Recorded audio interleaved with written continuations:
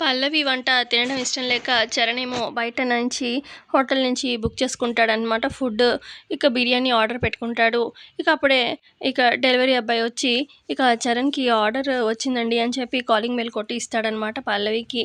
నేను తను తాళిని కట్టిన భార్యని నాకిచ్చేయండి అని చెప్పి పల్లవి అడగడంతోనే ఇచ్చేస్తాడనమాట. ఇక అతను వెళ్ళిపోగానే ఇక పల్లవి, బిర్యానీ ఆర్డర్ పెట్టుకున్నాడా బాబు? నేను చేసిన వంట తినవు కదూ! చూడు నీకు ఎలాంటి కోటింగ్ ఇస్తానో అని చెప్పి పల్లవి అనుకుంటుంది. ఇక ఆ తర్వాత ప్లేటును, ఆ బిర్యానీ బాక్స్ చరణ్ రూమ్‌లోకి తీసుకొస్తుంది. ఇదిగో నువ్వు ఆర్డర్ పెట్టుకున్నావుగా తీసుకో చరణ్ అని చెప్పి పల్లవి ఇస్తుంది. అదేంటి నేను కదా ఆర్డర్ చేసింది నీకెందుకిచ్చాడు అని చెప్పి అంటాడు చరణ్.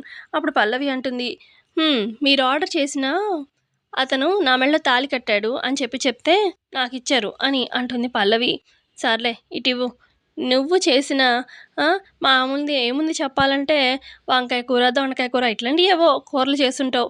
నేను ఎంచక్కా దమ్ బిర్యానీ, చికెన్ దమ్ బిర్యానీ ఆర్డర్ పెట్టుకున్నాను ఫేమస్ రెస్టారెంట్ నుంచి. నువ్వు ఇక్కడే నించొని నేను తింటూ ఉంటే లొట్టలేసుకుంటూ చూస్తూ ఉండు. ఓకేనా అని చెప్పి చరణేమో ఆ బాక్స్ ఓపెన్ చేసి ప్లేట్‌లో వేస్తాడు. బాక్స్‌లో నుంచి చూస్తేనేమో అన్ని రాళ్ళు ప్లేట్‌లో పడతాయి. ఇదేంటి బాక్స్‌లో రాళ్ళు ఉండడం ఏంటి? నేను దమ్ బిర్యానీ కదా ఆర్డర్ పెట్టింది అని చెప్పి చరణ్ అలా షాకింగ్‌గా చూస్తూ ఉంటే అప్పుడు పల్లవి, ఈ మధ్య ఆన్‌లైన్‌లో రాళ్ళు కూడా అమ్ముతున్నారు కదా! అలా ఉన్న రాళ్ళు ఆర్డర్ పెట్టుకున్నావేమో చూసుకో అని చెప్పి అంటుంది పల్లవి. లేదే అలా రాళ్ళెలా వస్తాయి? ఏయ్! నిజం చెప్పు. నువ్వు వండిన వంట నేను తినను అన్నానని చెప్పి నువ్వు కుళ్ళుతోని, కోపంతోని నేను ఆర్డర్ పెట్టుకున్న బిర్యానీ మార్చేసావు కదూ! నువ్వే కదా మార్చింది. నిజం చెప్పు అని చెప్పి అడుగుతాడు చరణ్. అవును. ఇందులో అబద్ధం చెప్పడానికి ఏముంది? నేనే ఆర్డర్ అదే నువ్వు పెట్టుకున్నావు నేనే మార్చాను అని చెప్పి అనగానే, ఇంతకీ ఆ బిర్యానీ ఎక్కడుంది అని చెప్పి అడుగుతాడు చరణ్.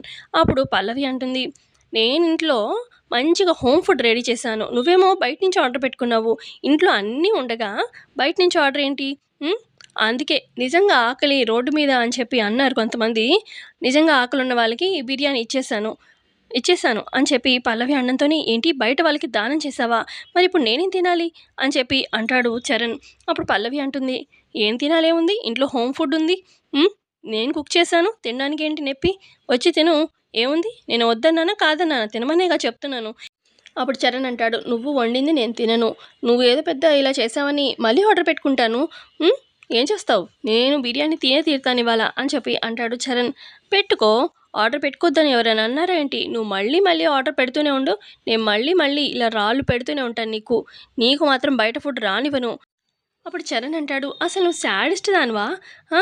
నేను తినకుండా ఉండాలనుకుంటున్నావు కదూ అని చెప్పి చరణ్ అంటూ ఉంటే, నువ్వు తినకుండా ఉండాలని నేనెందుకు అనుకుంటాను? నువ్వు కడుపు నిండా తినాలనే కదా నేను అనుకుంటాను. నేను నీ భార్యని చరణ్. అయితే నేను వండిన తర్వాత అది తిన్నాక నీకు నిజంగా ఇంకా ఆకలిగా ఉండి తినాలనిపిస్తే ఆర్డర్ పెట్టుకో. అప్పుడు ఖచ్చితంగా ఇస్తాను. అంతేకాని నేను వండింది తినాల్సిందే. చెప్పు ఏమంటావు అనగానే, అస్సలు మాడనైనా మాడతాను కానీ నేను మాత్రం తినను. పో ఇక్కడి నుంచి అని చెప్పి అంటాడు చరణ్. సరే అయితే ఎవరు బ్రతిమలాడారు? నేను వెళ్తాను అని చెప్పి పల్లవి అక్కడి నుంచి వెళ్ళిపోతుంది. ఇక ఆ తర్వాత రూమ్‌లో అటు ఇటు తిరుగుతూ ఉంటాడు చరణ్. అబ్బా! కడుపులో ఎలకలు పరిగెడుతున్నాయి. బాగా ఆకలేస్తుంది. ఏం చేయాలి? ఇది వండింది తినాల్సొచ్చేటట్టే ఉంది. ఏం చేద్దాం? ఎన్ని సార్లు ఆర్డర్ పెట్టినా నా దగ్గరికి రానివ్వనంటుంది కదా! ఏం చేద్దాం? అని చెప్పి అలా చరణ్ అనుకుంటూ ఉంటాడు. అప్పుడే పల్లవి వచ్చి, అదే చెప్తున్నా నేను వండింది తినమని. మర్యాదగా వచ్చి తింటావా లేదా ఇప్పటికైనా అని పల్లవి అనడంతోని, నేను మరీ అంత మూర్ఖుడిలా కనిపిస్తున్నానా? తింటాను అని చెప్పి ఇక వెళ్తాడనమాట. డైనింగ్ టేబుల్ దగ్గర కూర్చుంటాడు. ఇక పల్లవి నవ్వుకుంటా వెళ్ళి మొత్తానికి అన్నం, కూర, పప్పు అన్నీ వడ్డిస్తుందనమాట ప్లేట్‌లో. ఇక చరణ్ తింటూ ఉంటాడు. ఇక చాటుగా బామ్మ కూడా చూస్తూ ఉంటుంది. ఇటుపక్క అక్షిత, అటు భువన, సుమలత ఈ ముగ్గురు కూడా చూస్తూ ఉంటారనమాట. ఇక ఇటుపక్క చరణ్ తింటూ ఉంటే ఇక తనకి సడెన్‌గా పొర మాలుతుందనమాట. ఇక ఇప్పుడు పల్లవి వాటర్ పట్టిస్తూ ఉంటుంది. ఇక అది కోపంగా చూడలేక అక్కడి నుంచి అక్షిత, భువన, సుమలత అక్కడి నుంచి వెళ్ళిపోతారు. ఇక బామ్మ ఇలా అనుకుంటుంది, వీడికి కరెక్ట్ భార్యవి నువ్వేనే పల్లవి. తిక్క తిన్న కుదిరింది. లేకపోతే హ్మ్. ఇంట్లో వండిన ఫుడ్ మొత్తానికైతే భలే తినిపించావులే అని చెప్పి మనసులో సంతోషపడుతూ ఉంటుంది బామ్మ. ఆ తర్వాత ఇక నెక్స్ట్ డే ఉదయాన్నే ఇక కాలేజ్‌కని చెప్పి లెగుస్తూ ఉంటుంది. పల్లవి బెడ్ నుంచి పక్కనే చరణ్ నిద్రపోతూ ఉంటాడు కదా! ఇక చరణ్‌కి కూడా మెలుకువ వస్తుంది. ఇక చరణ్ కళ్ళు తెరిచి చూడగానే గుడ్ మార్నింగ్ అని చెప్పి పల్లవి విష్ చేస్తుంది. ఎగ్ మార్నింగ్ అని చెప్పి అంటాడు చరణ్. ఏమంటున్నావు? అనగానే అదే గుడ్డన్నా, ఎగ్గన్నా ఒకటేగా అనగానే ఏది తినగా చెప్పవే అని చెప్పి పల్లవి ఇక కాలేజ్‌కి రెడీ అవ్వాలి కదా అని చెప్పి బాత్రూంలోకి వెళ్తూ ఉంటుంది. ఇక చరణ్ అనుకుంటాడు ఇది బాత్రూంలోకి వెళ్తుంది. సో, దీన్ని ఇబ్బంది పెట్టాలి. దీనికన్నా ముందు నేను బాత్రూంలోకి దూరుతాను అని చెప్పి గబగబా లేచి బాత్రూంలోకి వెళ్ళబోతూ ఉంటే అప్పుడు పల్లవి ఆపుతుంది. ఏంటి ఇప్పటిదాకా పడుకున్నావుగా ఇప్పుడేంటి బాత్రూంలోకి వెళ్తున్నావు అని చెప్పి అడుగుతుంది చరణ్‌ని పల్లవి. ఆ! నువ్వు రెడీ అవ్వకూడదు. కాలేజ్‌కి లేట్ అవ్వాలి నీకు. అందుకే కావాలని. ఏంటిప్పుడు ఏం చేస్తావు? ఎవరైనా నా కోసం, ఈ చరణ్ కోసం వెయిట్ చేయాలి. బయట వెయిట్ చెయి అని చెప్పి గబగబా బాత్రూంలోకి దూరిపోతాడు చరణ్. గడపెట్టేసుకుంటాడు. బయట వెయిట్ చెయి అని చెప్పి అనగానే, ఏంటి నేను కూడా కాలేజ్‌కి వెళ్ళాలి కదా! కావాలని నన్ను ఇబ్బంది పెట్టడానికి చేస్తున్నావు. ఆ! వస్తావా లేదా బయటికి? ఎంతసేపు పడుతుంది? అనగానే, గంట పడుతుంది. గంట వరకు బయటకొచ్చేదే లేదు అని చెప్పి, చూద్దాం నువ్వు ఇవాళ కాలేజ్‌కి లేట్ అవ్వాల్సిందే. అలా చరణ్ మనసులో అనుకుంటూ ఉంటాడనమాట. ఇక ఇటు పక్క పల్లవి నాతో పెట్టుకుంటావా చరణ్? చూడు నీకు ఎలా సినిమా చూపిస్తానో అని చెప్పి అనుకుంటుంది పల్లవి. ఇటేమో చరణ్ బాత్రూంలో స్నానం చేద్దామని చెప్పి ఇక సోప్ రుద్దుకుంటాడనమాట మొహానికి, ఒంటికి. ఇక బకెట్‌లో చూస్తేనేమో నీళ్ళు పోసుకుందామంటే బకెట్‌లో నీళ్లుండవు. ట్యాప్ తిప్పితే కూడా వాటర్ రావు. ఏమే నాకు బాత్రూంలో వాటర్ రావట్లేదు. చూడు మోటర్ ఏమైనా ఎయ్యాలో? బయట ఉన్నావా లేదా? అనగానే, బయటే ఉన్నానండి. మీకోసమే వెయిట్ చేస్తున్నాను అని పల్లవి అంటుంది.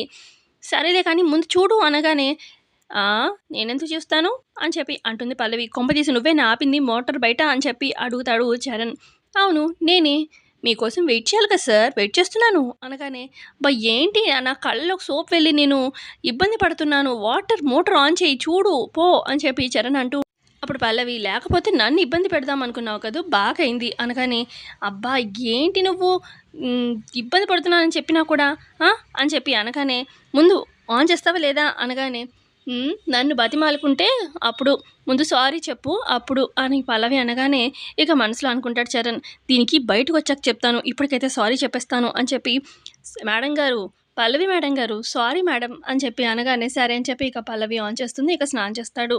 ఆ తర్వాత చరణ్, పల్లవి ఇద్దరు రెడీ అయ్యి కాలేజ్‌కి బైక్ మీద వస్తూ ఉంటారనమాట. ఇక బైక్ పార్క్ చేస్తూ ఉంటే అక్కడ ఉన్న ఫ్రెండ్స్ అంతా చూసి, ఇద్దరు జంట ఎంత బాగున్నారో కదా! ఇద్దరు చూడముచ్చటగా ఉన్నారు అని చెప్పి అలా అనుకుంటూ ఉంటారనమాట.